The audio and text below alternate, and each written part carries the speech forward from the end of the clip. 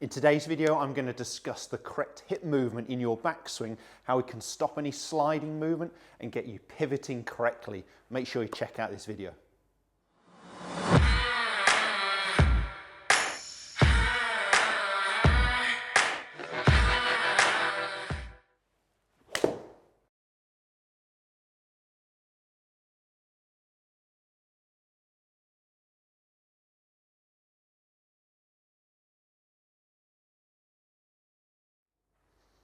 Welcome back to the TruGolf Academy. You've joined me, Jon Watts, today in my new indoor studio. So lots of content going to be filmed in here to really help your game. The info for my social media also coming along the bottom of the screen, well worth checking me out on there. Lots of topics that are going to be helping your game coming up. So today's video, as mentioned there in the intro, is all going to be about the correct hip movement in your backswing, stopping any swaying, sliding, but also talking about shifting your pressure correctly, because a lot of people are worried that if they don't have this movement off the golf ball, that they're going to be a reverse pivoting or their pressure is going to be onto their front foot. And I would say 9 times out of 10, I actually see when I use my body track system that measures where a person's pressure is, I tend to see a very early movement off the golf ball into their trail sides, their side furthest away from the target. From there, a number of things can happen, but I quite often see this big lateral movement off the golf ball. So I'm going to give you a couple of real simple exercises to improve your hip movement, get you turning on this tilted axis, applying the pressure still into that trail side, but staying a bit more centered without this big movement off the golf ball. So a couple of drills, as I mentioned. One is just using a tour stick through your belt loops. You have to breathe in a bit. And if you've been on a lockdown period like me, that is. And what you're trying to get the sensation of, and this can be a great visual when you look back at it on camera or even looking down, is I want you to try and get the feeling that there is a tilt in these hips. So I want you to try and feel that the cane that's towards the target is actually going downwards a little bit towards the golf ball. What does that mean? It means that my lead knee will be kicking forwards just a little bit. My trail side, my trail knee will be moving back, straightening a little bit. You can see that creates hip turn. We have to allow those hips to turn. You know, unless you are Mr. or Mrs. Supple and you can create a massive shoulder turn with very restricted hip turn, we need to allow those hips to turn normally about half of our shoulder turn. Obviously, it depends on age, fitness, flexibility. But we're trying to get the sensation it is not just a movement off the golf ball, that there is a turning on a tilted axis. So you could focus on shoulders for that, but I'm really talking about lower body and stopping this sliding movement to start the golf swing that I see very often. So I want you to get the sensation of the lead side is moving down, the trail side is moving up, and you can see we start pretty level to the ground here, but this is happening in the golf swing. So there is a movement where this side is moving down, this side is moving up.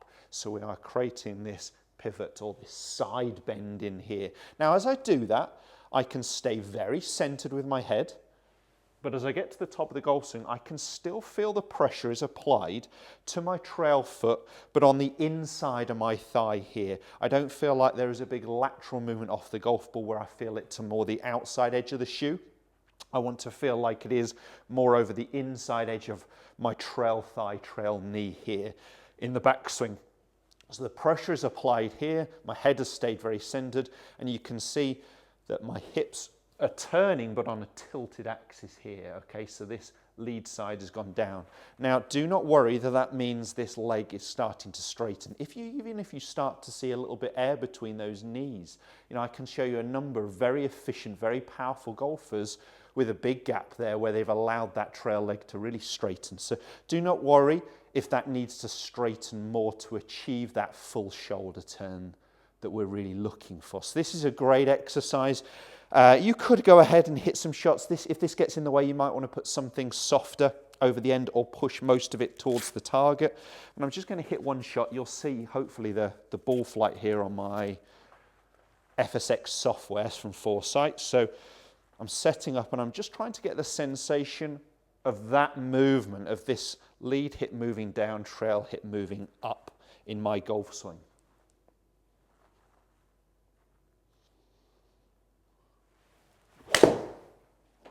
Might have leaked that just a little bit right to target, but the strike felt pretty good. if I've got this working, hopefully you'll see the ball flight there and a little bit of data come up on the screen on my simulator.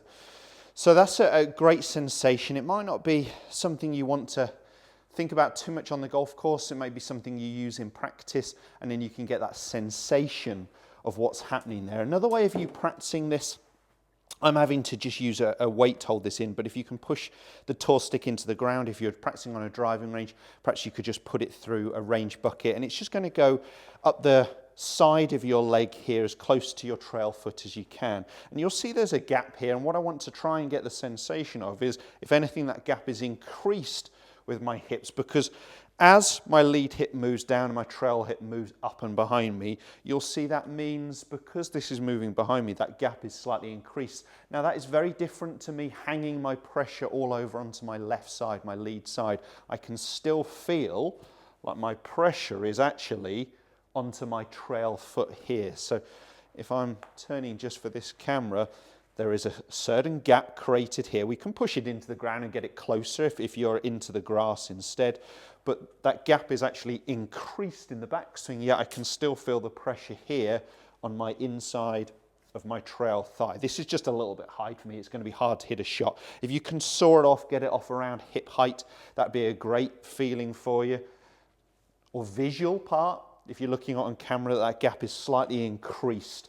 As I said, we are turning our hips, but on a tilted axis, as well as our shoulders, trying to get rid of this sliding movement.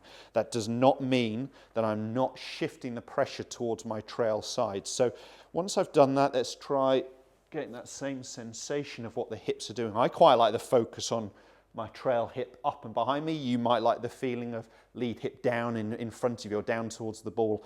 Do the movements and then you'll tell me what you like the feel of. Let me hit one more.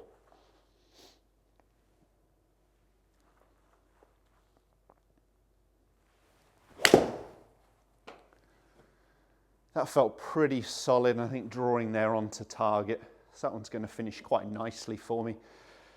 Great exercise, great sensation. If you're someone who's sliding and you're struggling with it, I know it's going to help your game. If it has, please give us a thumbs up, share it with as many golfers as you can, and don't forget to subscribe. I'll see you guys next time.